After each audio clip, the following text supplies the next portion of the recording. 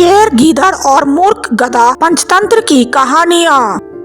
एक घने जंगल में कराल केसर नाम का शेर रहता था। उसके साथ दूसरक नाम का गीदड़ भी सदा सेवा कार्य के लिए रहा करता था। शेर को एक बार एक मस्त हाथी से लड़ना पड़ा था। तब से उसके शरीर पर कई घाव हो गए थे। एक टांग भी इस लड़ाई में टूट गई थी। उसके लिए एक कदम चलना भी कठिन हो गया था। जंगल में पशुओं का शिकार करना उसकी शक्ति से बाहर था। शिकार के बिना पेट नहीं भरता था। शेर और गीदड़ दोनों भूख से व्याकुल थे।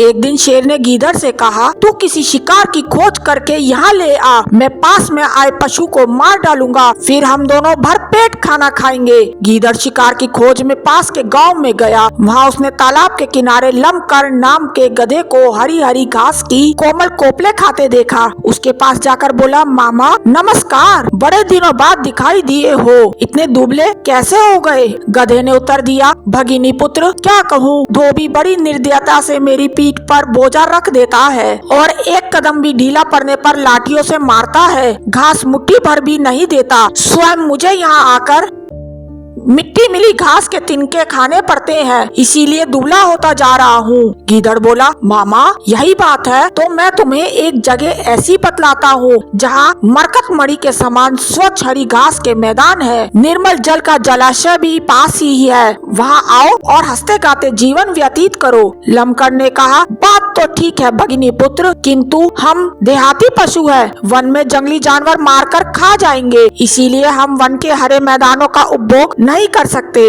गीदड़, मामा ऐसा ना कहो, वहाँ मेरा शासन है, मेरे रहते कोई तुम्हारा बाल भी बांका नहीं कर सकता। तुम्हारी तरह कई गधों को मैंने धोबियों के अत्याचारों से मुक्ति दिलाई है। इस समय भी वह 3 गर्दभ कन्याएं रहती है जो अब जवान हो चुकी है। उन्होंने आते हुए मुझे कहा था कि तुम हमारी सच्ची माँ हो तो गांव में जाकर हमारे लिए किसी गर्दभ पति को लाओ, इसीलिए तो मैं तुम्हारे पास आया हूँ। गीदड़ की बात सुनकर लंबकर्ण ने गीदड़ के साथ चलने का निश्चय कर लिया। गीदड़ के पीछे पीछे चलता हुआ वह उसी वन प्रदेश में आ पहुँचा जहाँ कई दिनों का भूखा शेर भोजन की प्रतीक्षा में बैठा था। शेर के उठते ही लंबकर्ण ने भागना शुरू कर दिया। उसके भागते भागते भी शेर ने पंजा लगा दिया, लेकिन लंबकर्ण शेर के पंजे में नहीं फंसा, भाग ही गया। तब गीदड़ ने शेर से कहा, तुम्हारा पंजा बिल्कुल बेकार हो गया है, गधा भी उसके फंदे से बच भागता है, क्या इसी बल पर तुम हाथी से लड़ते हो? शेर ने जरा लज्जित होते हुए उत्तर दिया, अभी मैंने अपना पंजा तैयार भी नहीं किया था, वह अचानक ही भाग गया, अन्यथा हाथी भी इस पंजे की मार से घायल हुए बिना भाग नहीं सकता। गीदड़ बोला, अच्छा तो अब एक बार और यत्न करके उसे तुम्हारे पास लाता हूँ, यह प्रहार खाली न जाए। शेर, जो गधा मुझे अपनी आंखों देखकर भागा है वह अब कैसे आएगा? किसी और पर घात लगाओ। गीदड़, इन बातों में तुम दखल मत दो, तुम तो केवल तैयार होकर बैठे रहो।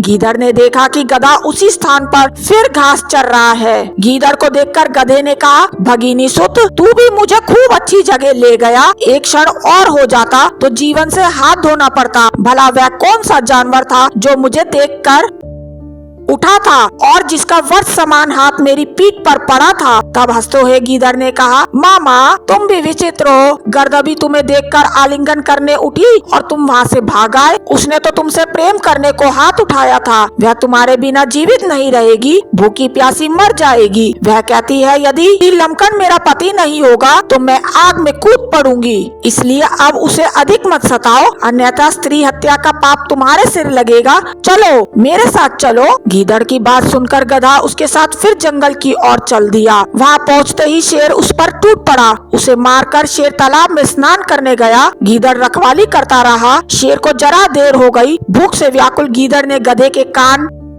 और दिल के हिस्से काट कर खा लिए। शेर जब भजन पूजन से वापस आया तो उसने देखा कि गधे के कान नहीं थे और दिल भी निकला हुआ था। क्रोधित होकर उसने गीदड़ से कहा, पापी, तूने इसके कान और दिल खाकर इसे झूठा क्यों किया? गीदड़ बोला, स्वामी ऐसा ना कहो, इसके कान और दिल थे ही नहीं, तभी तो यह एक बार जाकर भी वापस आ गया था। शेर को गीदड़ की बात पर विश्वास हो गया। दोनों ने बांटकर गधे का भोजन किया।